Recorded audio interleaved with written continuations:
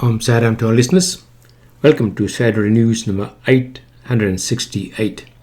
And today we'll be hearing a talk given by Gayatri of Michigan Center in USA on the topic of gratitude.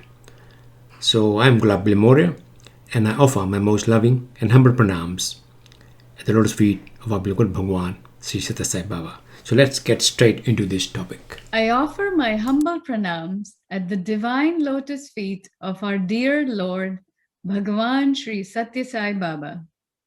Sai Ram and welcome to this Regenerate devotional program in Satsang. Ishvara is the embodiment of all forms of wealth, and this is why gratitude is so important. It's why learning and expressing the value of gratitude should become the first step on the spiritual path. The title of our talk this evening is Attitude of Gratitude. And here to share her observations on gratitude is Gayatri Kupili. She is an SSC teacher and has probably held every position in the Sais centers in the East. Please welcome Gayatri Kupili. Sairam Gayatri. Sairam Sujana, thank you for this opportunity. It's really nice to be here today. Gayatri, I'm going to start by asking you, when did this idea of gratitude come to you? And in what way do you practice gratitude in your daily life? And how do you remind yourself to be grateful? Yeah, so growing up, I always have seen my parents be grateful for everything we had in our lives. And, that foundation has stuck with me. And when I started on my own personal journey, um, the way I started looking at gratitude now is a little bit different from how I started. So initially, it was kind of like on the surface level and, thanking. But when I grew into this gratitude practice, I saw a huge difference in the way I think, in the way I do, in the way I perceive things. And it came from like a deeper sense of appreciation and the interconnectedness I felt with the life itself. So living with gratitude brought a sense of peace, contentment, and the ability to see the fullness and the richness of life because, everything around us is his divine gift.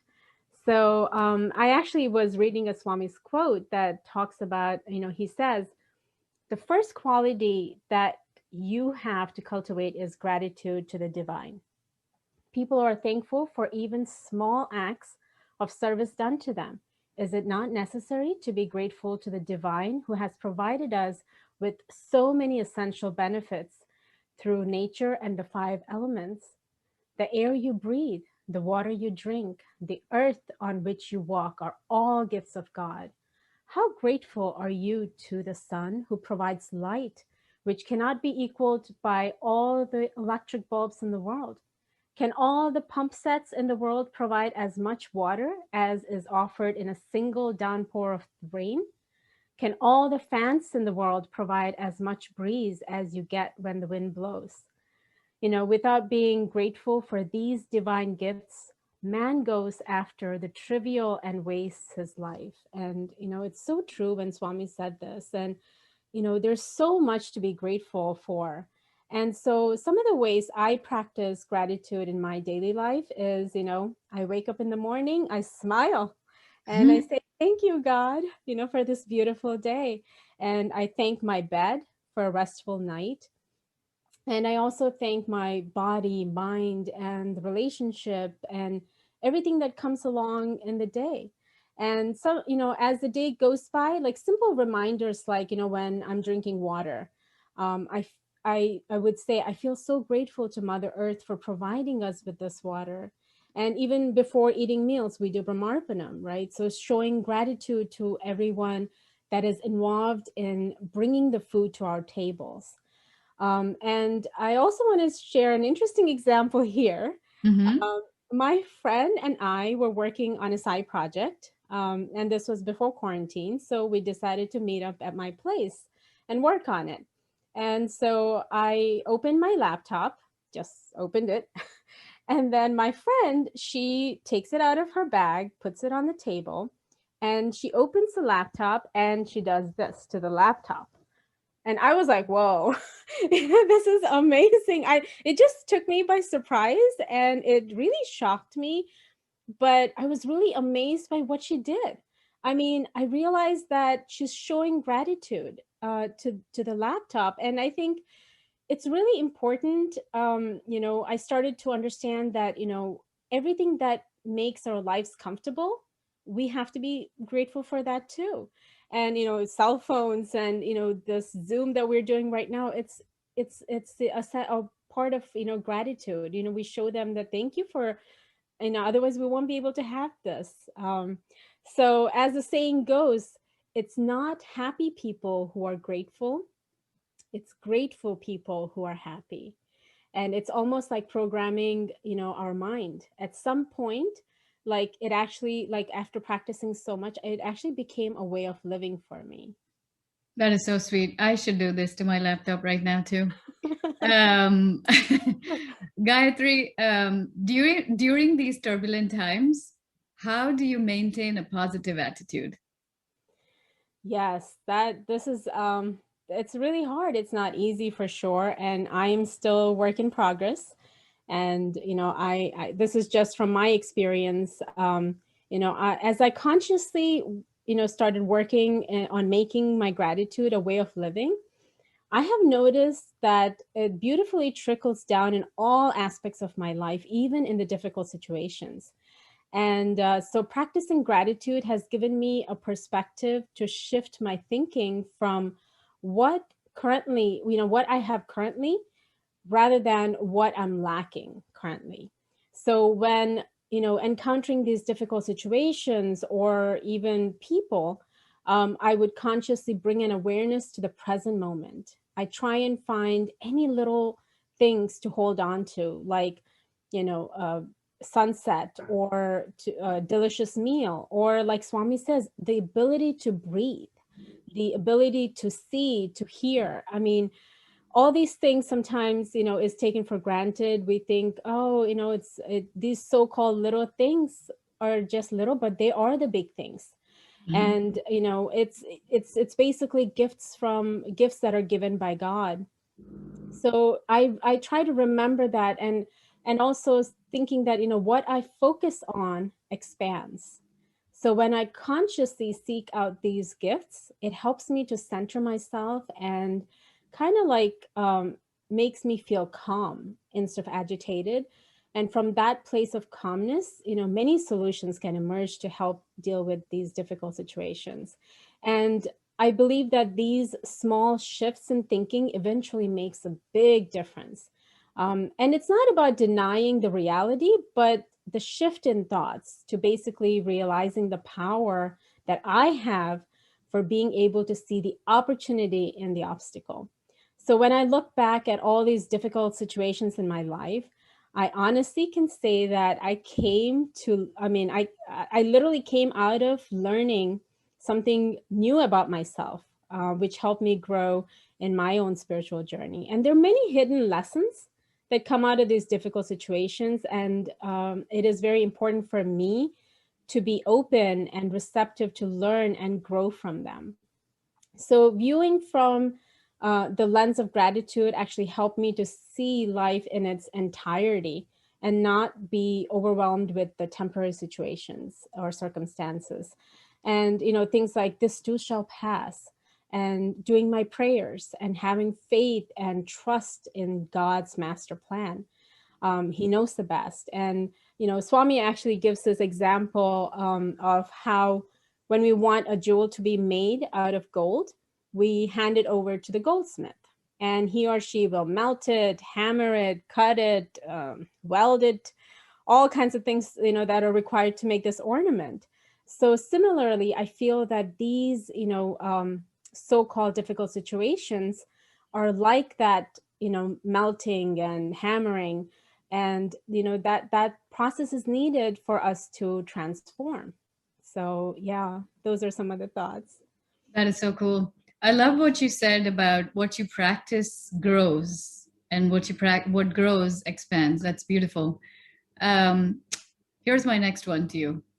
What experiences has Swami given you to help you develop this attitude of gratitude?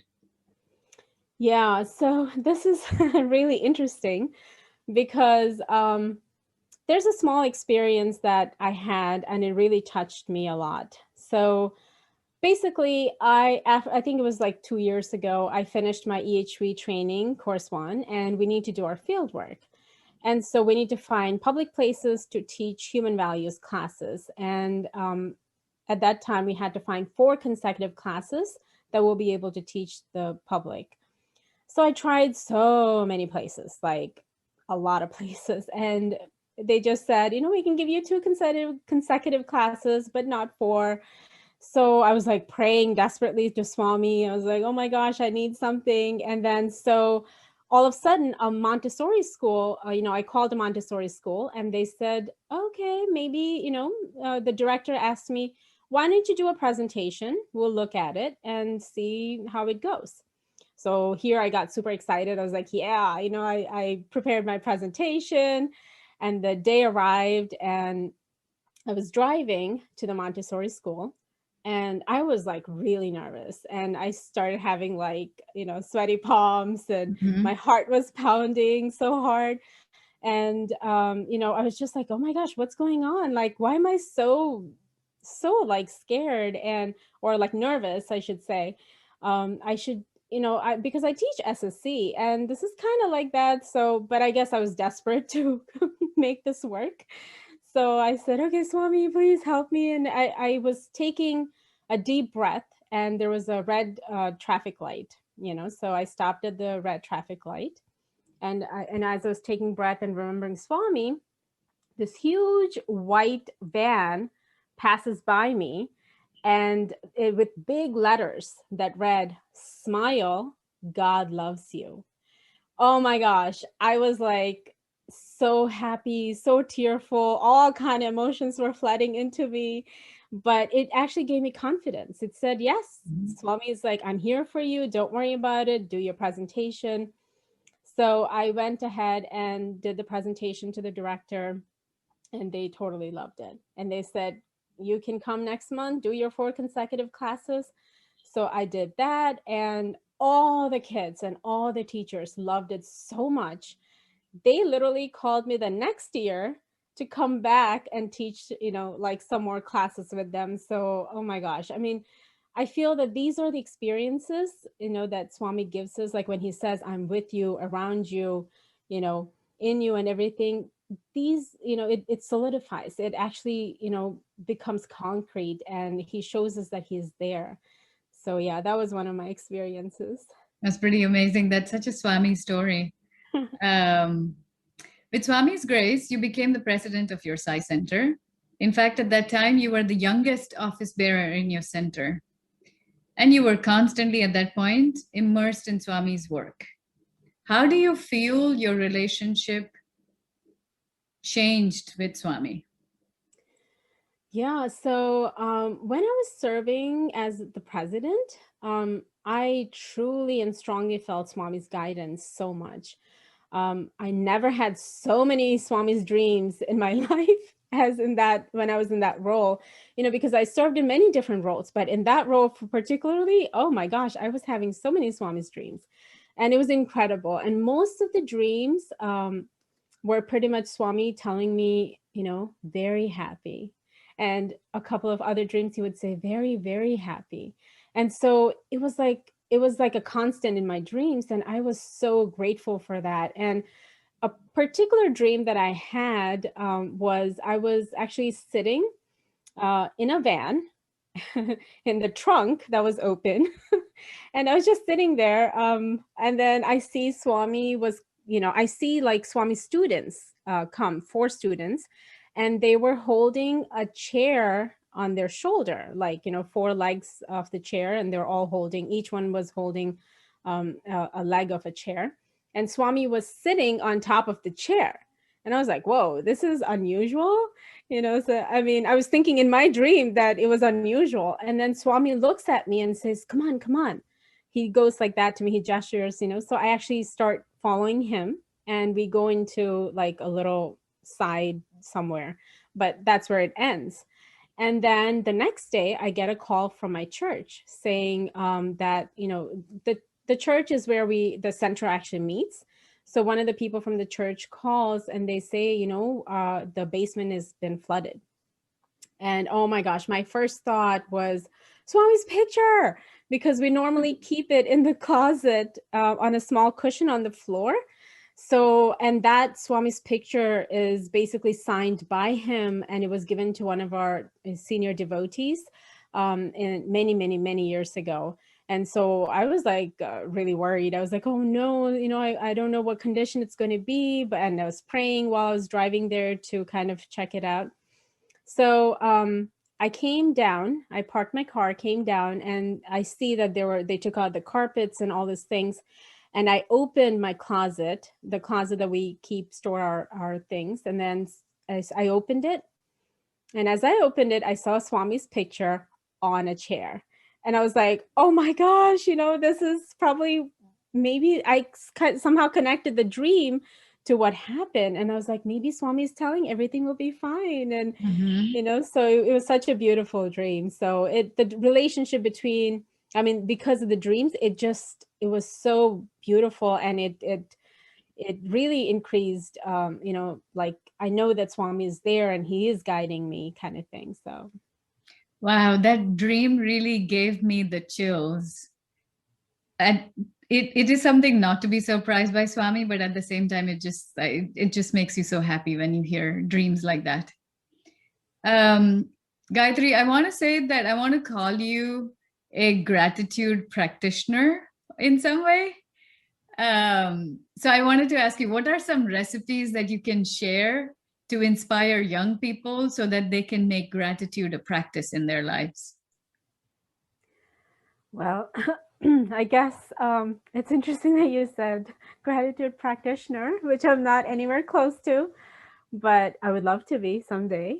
But yeah, I think, being the SSC Group 4 teacher, I do work with youth or the young minds. I am grateful to actually work with them. And it is a wonderful opportunity. And but it's also a huge responsibility that has been given to us to mold the young minds. And Swami actually says, education that does not promote gratitude is worthless. That's really powerful. And in the school systems, they may or may not cover gratitude, depending on the teacher. So I think as the SSC teachers, I guess it's really, maybe we can start incorporating that in our classes if we have not done that yet. And not only SSC teachers, I feel like, we can have our own, the members of the center or the parents, everybody can kind of incorporate this in our classes, in our centers. And, on top of that, there's a lot of research that is going into seeing the effects of gratitude on children and the benefits that it has. And the studies show that gratitude is a very powerful tool. And there's tons of benefits that are good for both mental and physical well-being. And some of the benefits that include are like higher levels of happiness and optimism, improved sleep, less stress, and fewer physical problems, reduced depression, less aggression, and also the ability to cope with stress better, and increased self-esteem. And also it improves resilience. And resilience is something very important for our kids to learn. So, so yeah, I think, in my point of view, I think it's great to have all the adults and officers and teachers and parents, that are in the center. If we start practicing gratitude ourselves, I think it's not only benefiting us, but it's also benefiting the children that are in the center. And children learn to be grateful from what they see and what, and what, when they hear us talk to them, or when they hear us express gratitude to the nature or everything around them. So Yeah, SSC teachers and parents can do so many different activities with the kids. For example, like having the children have a gratitude journal where they could have like they could think about 2 or 3 things that happen in their day and write it at the end of the day in their journals. Or now that we're tech savvy, kids can probably send a text to the SSC teacher or to their friends, showing that these are some of the things that I am grateful for. Having a buddy system can help with Mm-hmm. this gratitude exercises. And another one that a lot of teachers I think use is the gratitude jar, where you can actually write what you're grateful for, and in a piece of paper, fold it and put it in the a little jar or whatever you pick. And when you're not feeling not so good days, you can just open the jar and read them, and that will keep your mood, it will come back to being grateful again. And other thing is taking a gratitude walks. How many times have we just drove by and not even one day see like this, what is around us? Basically taking the time to look at the sky, the feeling the air, listening. So these things also we can do. I actually did one experiment in my group 2 class at the time when I was teaching group 2. And it was really interesting because what we did, let me explain. What we did was we took 2 different jars and I told them that they need to have cooked rice in there. Mm-hmm. So they took boiled rice, cooked rice. You just kind of don't put the boiled rice in there, but let it, you know, Yep, yep. and then put it in the jars. And in one of the jars, you can say, like "I love you," something like that. Label it with a positive thing. And another jar, you can label it as something negative, like "Oh, I hate you" or something like that. And we actually did this experiment in our class, and all the kids, they were supposed to observe it for a month and take pictures every single day. So Mm-hmm. they're actually, it's like a science experiment. So even myself, I did it in my own home. And every day I would go to the jar and, for the good jar or the one that's labeled nice, I would say, "Oh my gosh, look at you. It's so, you look so beautiful. And I'm so grateful for you to be in my life. I'm able to, have this nourishment because of you, and you look amazing," and things like that. Anything positive that you can think of, I would say that to that positive rice. And then I would go to the negative rice and I actually would say things not so good, which is like, "Oh my gosh, why do you look like that?" Or "This doesn't seem, something is off about you," and things like that. Whatever comes to your mind that's not positive. And oh my gosh, the results were just amazing. I was blown away. So were my group 2 kids at the time. Mm-hmm. They took pictures, and they would tell us every time we come to our Sunday classes. They would actually tell me, "Oh, my rice, the one that's not, it says I hate you, it actually started growing mold faster than the one that we were thankful for." And so, I mean, we saw this pretty much throughout. The experiment was so good that we actually saw that the mold was growing faster on the thing that we were not grateful for, that we were not happy about, and complaining and all these things, versus the other one which we were really like happy about and we were grateful for. And even though it molded, the thing did mold, but not as fast or as much as the one that we didn't, as the hate rice, basically.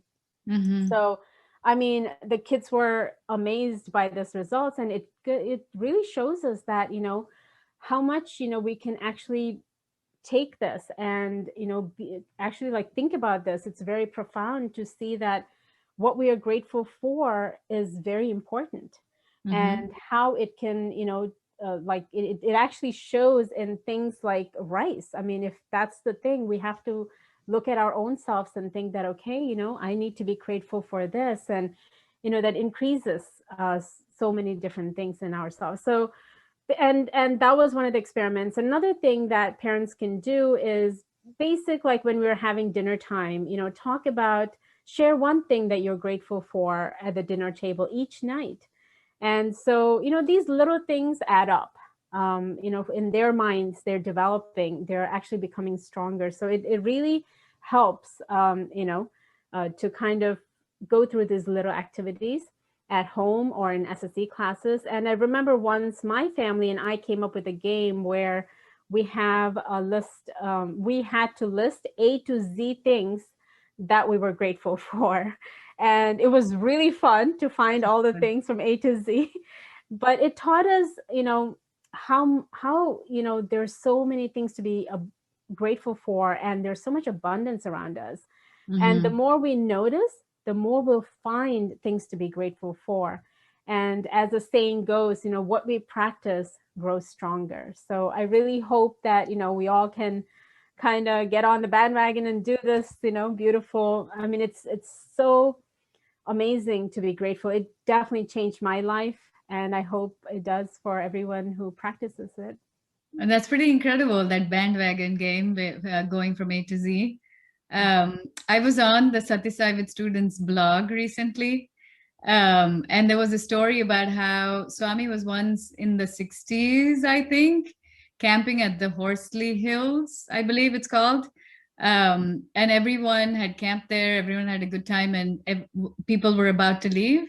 And then Swami basically says, I need to take leave of the most important person in this group. Give me permission to go do that, as if he needs permission. So he rushes to the garden, and under a tree, there is a buffalo that Swami is going to talk to. And everyone's wondering, buffalo, Swami, most important person, what happened? And so he goes to the buffalo, pats the chin of the buffalo and says, you have done me so much great service, Bangaru. And it was so like Swami showing appreciation to this creature who's mute. And Swami materializes vibhuti for him, smears it on his forehead. And Swami acknowledges the fact that the buffalo used to carry drinking water uphill from a tank for 2 miles every day. So I think when you see Swami doing that for his favorite devotee, his best devotee, whether they can talk or not, it just is, it just brings tears in your eyes. And like gratitude can do that. You can, it just opens up your heart. And even Swami shows that to us. Beautiful. Right? Yes. On that note, Gayatri, thank you so much for being here with us. Thank you for all the different exercises that we can practice with our kids and SSE children. It was truly a pleasure talking to you, and we are grateful to have you in our lives. The Lord is present within, without, and everywhere. When an iron rod is placed in fire, it gets hot. The heat is everywhere. It is present in the rod and in the fire. In the same way, God is present in man as well as everywhere in the whole world. No one can escape the law of reflection, reaction, and resound. As is the action, so is the consequence. Everyone has to and must pay for their actions. Expressing gratitude to everything around us, animate, inanimate, anything, helps us control and diminish our ego.